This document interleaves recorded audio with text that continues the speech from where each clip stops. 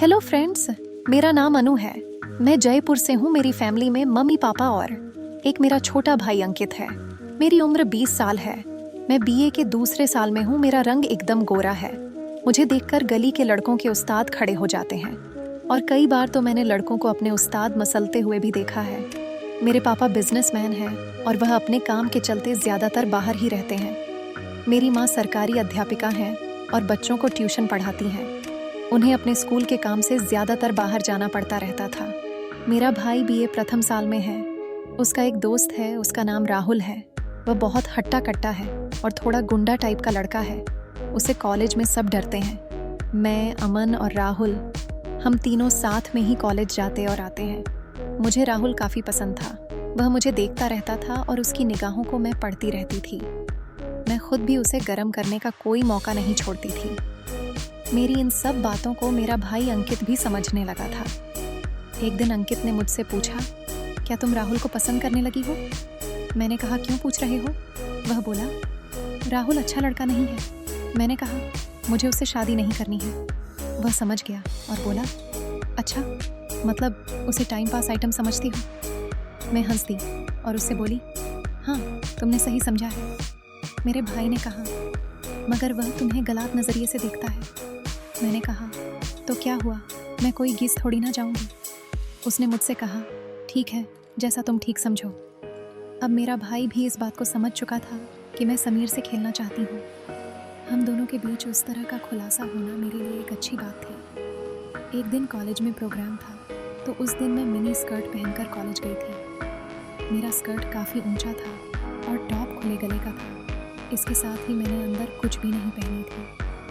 मैं कॉलेज गई और उधर सारा प्रोग्राम बढ़िया तरह से हो गया। फिर मैं कॉलेज से लौटने लगी। वहाँ पर अंकित और राहुल मेरा ही इंतज़ार कर रहे थे। राहुल मुझे देखकर मेरे भाई से बोला, अरे वाह, तेरी बहन तो इस ड्रेस में मस्त माल लग रही है। मेरा तो मन कर रहा है कि इसे यहीं पटक कर डाल दूँ। चूँकि मेरा भाई राहुल से डरता था और उसे मेरी कामना के बारे में पता भी था, इसलिए वह राहुल से कुछ नहीं बोला। मैंने राहुल के मुंह से ये बात सुन ली थी। मैं उसे देखकर थोड़ा सा मुस्कुरा दिया। राहुल भी मुझे मुस्कुराते हुए देखकर बोला, क्या हुआ अनु, तू क्यों मुस्कुरा रही है? मैंने कहा, मैंने तेरी बात सुनी तो है, मगर मैं ढंग से नहीं सुन पाई हूँ। वह बोला, चल रहने दे, सुनकर क्या करेगा, सीधे देख ही लेना। मैंने ड्रामा करते हुए पूछा, क्या दिखाएगा? वह आंख दबाकर बोला, परफॉर्मेंस। मैंने कहा, तेरी कौन सी परफॉर्मेंस होनी बाकी है? वह बोला, 6/162 वाली परफॉर्मेंस। मैं समझ तो गई थी कि सारा मुझे कौन सी परफॉर्मेंस की बात कर रहा है, मगर मैं बनती हुई बोली, ये कौन सी परफॉर्मेंस हुई? मेरा भाई भी समझ गया था। वह बात ख़त्म करने की से बोला, चलो यार, घर चलते हैं, ये सब बातें बाद में कर लेना। फिर हम तीनों घर की तरफ चल गए। थोड़ी देर में बारिश शुरू हो गई और हम सब भीगने लगे। हमने सोचा कि चलो आज बारिश में भीगते हुए ही घर चलते हैं, पर मैंने तो आज अंदर कुछ नहीं पहना था और बारिश की वजह से मेरे मौसम्बी साफ दिखने लगे थे। मुझे आज राहुल से खेलने का मन करने लगा था। मेरी मम्मी आज घर पर नहीं थी। वह अपने स्कूल के काम से शहर से बाहर गई हुई थी और मेरा भाई मेरे लिए कोई समस्या नहीं था। राहुल मेरे मौसम्बी को देख रहा था और मैं भी उसे दिखा रही थी। ये सब मेरा भाई रोहन भी देख रहा था। वह समझ चुका था कि आज उसकी बहन मस्त वाला खेल खेलने वाली है। हमारा घर राहुल के घर से पहले पड़ता है। थोड़ी देर बाद हमारा घर आ गया। राहुल ने कहा कि मैं भी यहीं रुक जाता हूँ, थोड़ी देर बाद घर चला जाऊँ, बारिश बहुत तेज़ हो रही है। ये कहकर राहुल भी हमारे घर ही रुक गया। तभी मैंने देखा कि जो कपड़े मैंने आज सुबह धोकर सूखने डाले थे, वह सब भीग गए थे और मैं जो कपड़े पहनी हुई थी वह भी पूरे भीग चुके थे। मैंने अपने ऊपर एक तौलिया लपेट ली। अंकित को छींक आने लगी। जब मैंने उसके सिर पर हाथ लगाकर देखा तो उसका सर काफ़ी गर्म लग रहा था। भीगने के कारण उसे बुखार आ गया था।